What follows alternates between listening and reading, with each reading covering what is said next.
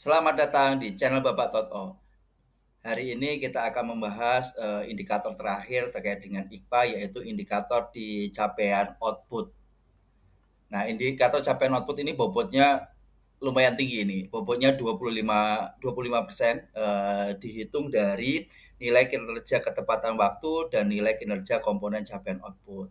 Di mana nilai kinerja komponen ketepatan waktu ini 30% dan nilai kinerja komponen capaian RO-nya itu 70%.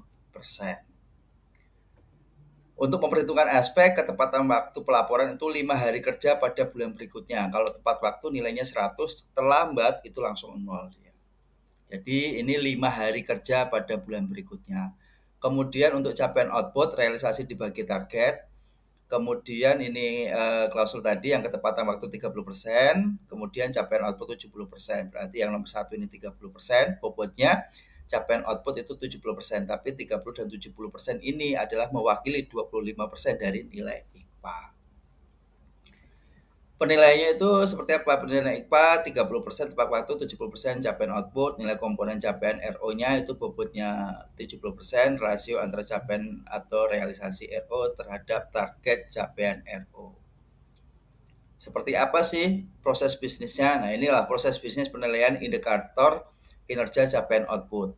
Kalau Januari dan November itu rumusnya adalah PCRO dibagi TPCRO. Tapi kalau Desember itu RVRO dibagi volume RO pada DIPA.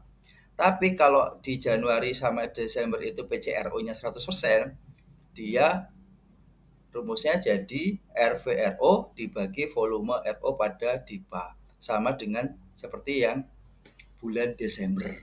Jadi saya ulangi ya, untuk Januari dan Februari itu dihitung dari PCRO dibagi TPCRO. Tapi kalau Desember, RVRO dibagi volume RO pada DIPA. Tapi kalau Januari dan Novembernya itu PCRO-nya 100, rumusnya tidak seperti ini, tidak PCRO, tapi RVRO dibagi volume RO pada DIPA. Jadi kalau PCRO-nya 100, itu Januari sampai Desember ya rumusnya sama. Nah, ini kerangka logikanya ya, untuk penilaian capaian catatan apabila PCRO kumulatif dilaporkan sebesar 0%, maka kinerja capaian RO bernilai 0 meskipun TPCRO-nya pada bulan tersebut juga 0. Nih seperti ini misalkan ya. Jadi kalau untuk ngirim capaian output itu terkonfirmasi atau tidak. Kalau tidak terkonfirmasi nilainya langsung 0. Jadi dipastikan terkonfirmasi. Kalau terkonfirmasi iya, itu pertanyaannya langsung muncul, yang dikirim ini periode bulan Desember apa tidak? Kalau iya, langsung rumusnya ini. RVRO dibagi target RO. Tapi kalau tidak, itu dilihat lagi PCRO-nya 100% apa tidak. Kalau bukan Desember tapi PCRO-nya 100%, dia lari tetap di Formula 2. RVRO dibagi target RO. Tapi kalau PCRO-nya tidak 100%, berarti pakai volume 1, yaitu PCRO dibagi target PCRO. Target PCRO atau TPCRO berasal dari data TPCRO yang diisi dan dilaporkan oleh Satker pada modul target kinerja.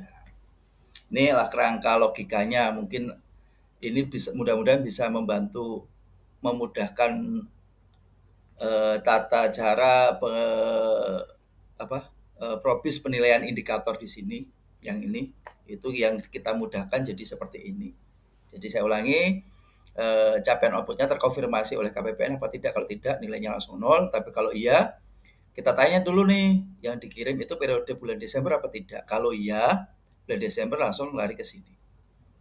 Tapi kalau bukan bulan Desember ditanya lagi PCRO-nya 100% apa tidak. Kalau 100% di sini, kalau tidak masuk ke formula 1. Ini ilustrasi perhitungan indikator capaian outputnya. Nah, ini Satker A mengolah 3 rincian output untuk periode pelaporan Juli.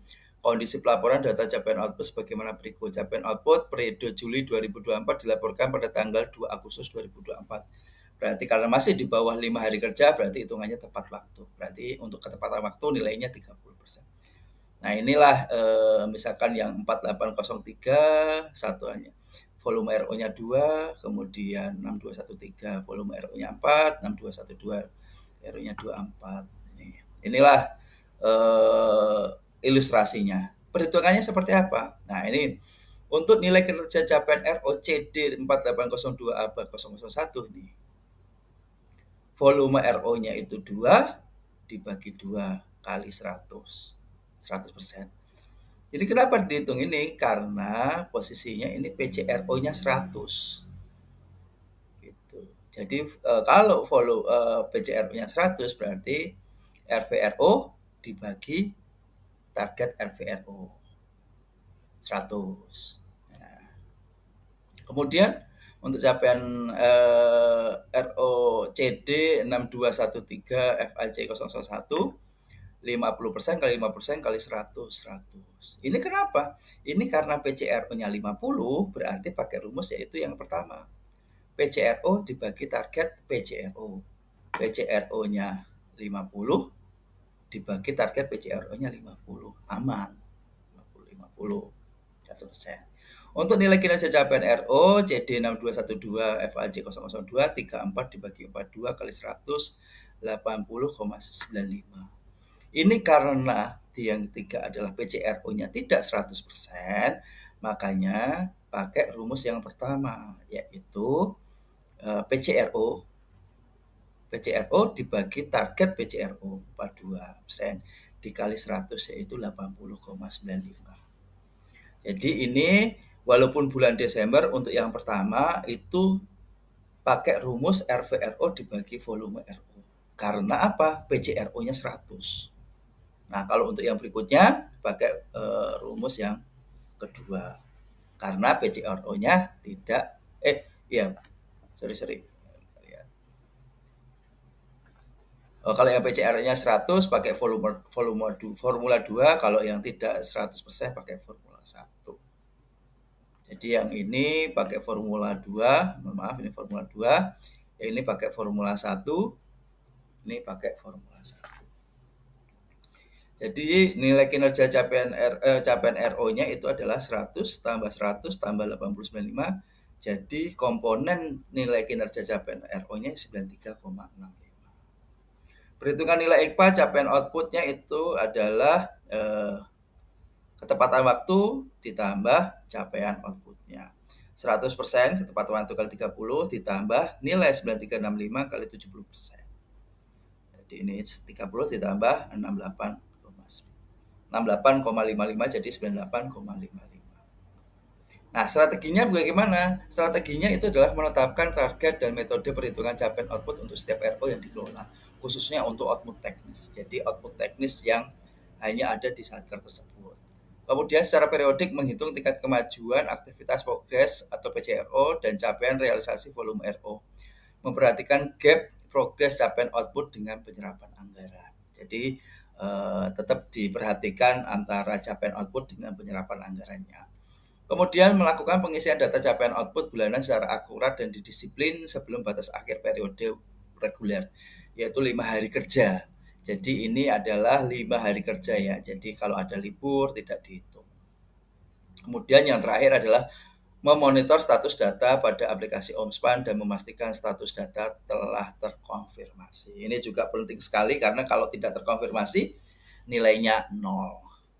Jadi berikut terkait dengan bagaimana cara menghitung capaian itu sendiri, atau kita mungkin yang pertama adalah bobotnya berapa, indeksnya berapa, kemudian kita kerangka logisnya seperti apa, pakai formula kedua atau pakai formula 1, inilah